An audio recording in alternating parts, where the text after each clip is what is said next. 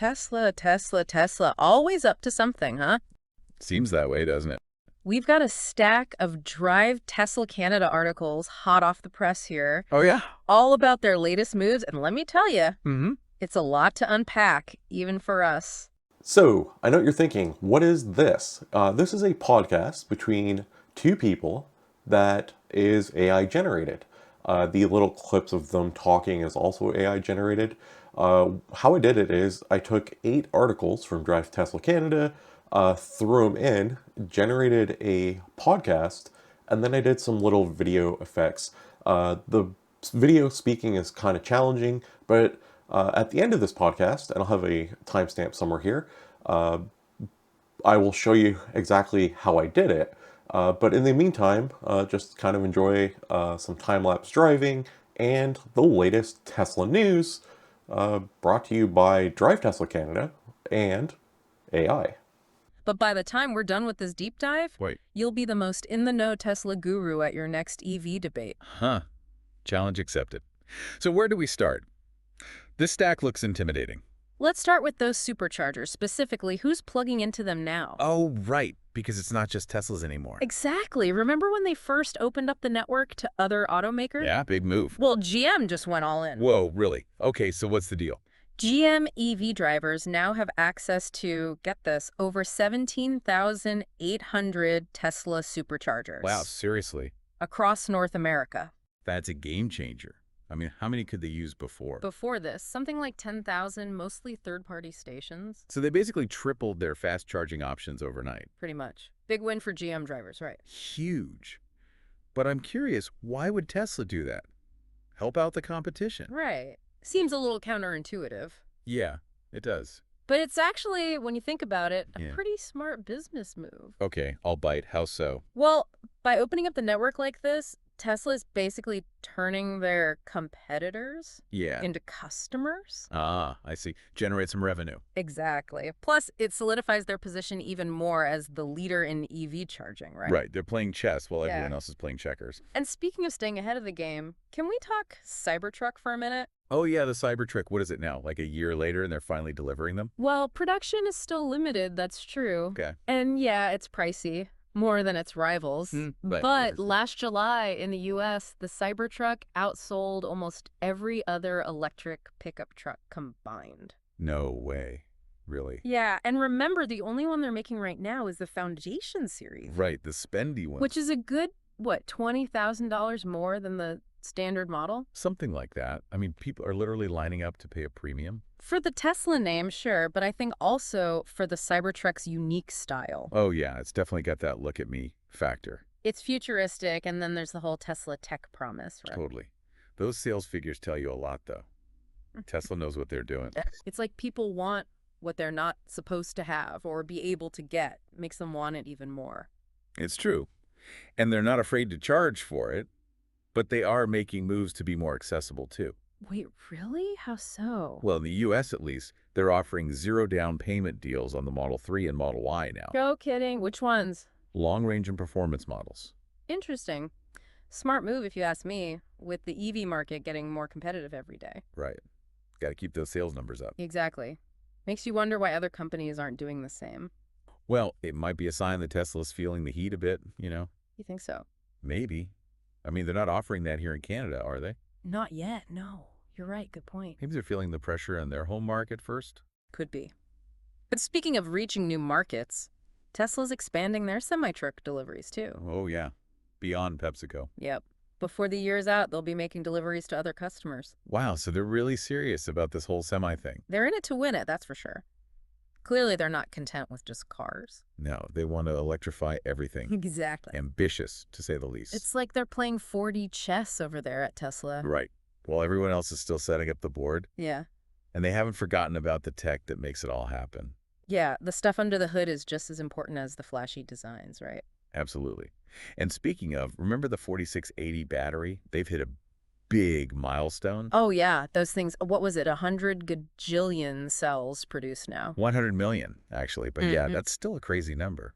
Insane. Remind me again why those batteries are such a big deal. So it's all about efficiency, right? Yeah. These things are bigger, store more energy, and they're cheaper to make. So you get more range out of your charge. Longer range, faster charging, Oh. all while bringing the cost down. Which is huge if Tesla wants to make EVs more attainable, not just luxury toys. Exactly. It's about scaling up and making EVs mainstream. Right, because not everyone can drop 6 figures on a car, no matter how cool it looks. For sure. Speaking of cool, though, Tesla's still expanding their supercharger network, too. They're adding even more. I thought they were everywhere already. Well, they just announced a bunch of new locations, a lot of them here in Canada, actually. Oh, really? About time they showed Canada some love. Where are they building them? Let's see, BC, Alberta, Ontario, Quebec, they're all getting new superchargers. Coast to coast.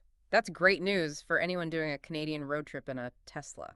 Though I did notice Saskatchewan, Manitoba, the Atlantic provinces are still left out. Yeah, still waiting on those. I'm guessing Tesla's focusing on areas with more EVs on the road already. Probably. Yeah, Makes sense from a business standpoint, go where your customers are. for sure. Now, can we talk about those full self-driving delays for a sec? Because I know some people who are, shall we say, less than thrilled with the wait. Ah, yes, FSD. The holy grail of driving that hasn't quite materialized yet. There's a new update finally rolling out, right? Yep, version 12.5.2.1 is making its way to some owners. What's the verdict? So far, so good, it sounds like. This one's supposed to be a big improvement. Like actually noticeable improvement, not just we changed the font improvement. Uh-huh. Exactly. We're talking 3 times better mileage between interventions, supposedly. Wow, okay, that's a big deal for anyone who's experienced the phantom braking and stuff. Right. Nobody likes it when their car slams on the brakes for no reason. Scary. So it seems like they're actually making some headway with the self-driving tech. They are. But it's interesting, isn't it, how they handle these software updates? What do you mean? Well, they're always rolling things out gradually, with delays, lots of beta testing. Right, they're not afraid to tinker with things, even after a product is released. Exactly. It's like their cars are constantly evolving, which is kind of cool when you think about it. Yeah, it's like having the newest phone, always getting the latest features. But on the other hand, those delays can be frustrating for people who paid for a feature that's not quite there yet. Right, it's a trade-off. You get cutting-edge tech, but you're also a guinea pig in a way. It's Exactly. a bold strategy, that's for sure. Yeah, for sure. But it seems to be working, at least in some places. You'd hearing about their sales in China. China, yeah, they're crushing it over there. Record-breaking quarter, supposedly. It's like they can't make cars fast enough to keep up with the demand. Seems that way. Yeah. Guess building those factories in China was a smart move. Oh, absolutely. Local production, competitive pricing, it's a winning formula. Shows they're in it for the long haul globally, not just sticking to North America. Definitely. Global domination, one EV at a time. That's the Tesla way. So we've covered a lot of ground here. Partnerships, sales, global expansion, new tech. It's a lot. They keep us on our toes, that's for sure. Yeah. So what's the takeaway for everyone listening? What's the headline here? Well, I think it's bigger than just cars, right? Tesla's not just building vehicles, Right. they're building the future. The future of how we get around, how we power our lives. It's pretty exciting when you think about it. Yeah, no matter what you think of Elon Musk, you gotta admire the ambition. Right, sure. They're pushing boundaries, taking risks. Sometimes it works. Sometimes Sometimes it's a Twitter meltdown waiting to happen, right? right. But they keep things interesting, that's for sure. Totally. And they force the rest of the industry to step up their game too. Yeah, competition is good, pushes everyone to innovate. Exactly. So, yeah, Tesla, they're a force to be reckoned with. Yeah. Where they go from here, who knows? But it's going to be fun to watch. Absolutely. That's our deep dive into the world of Tesla for this week. We'll be back next time with even more EV news and analysis. Until then, drive Mwah. safe, everyone. And keep those batteries charged. So, the first thing we're going to want to do is to create a podcast. And that's pretty simple. So, we want to get links from articles, and we're always going to use Drive Tesla Canada because it is the best source for Tesla news.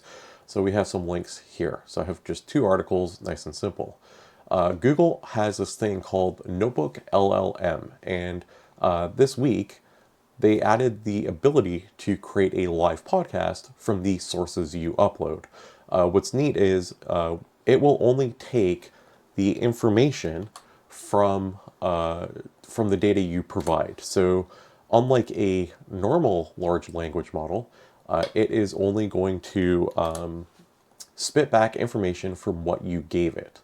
So if you put in a Google Doc, it will only use the data from your Google Doc. So you can see here on the left, it is reading the 2 article links that I put in, and then at the bottom where it says start typing, we can actually ask it questions about the article, and it will only respond about the article. It doesn't hallucinate like a normal large language model.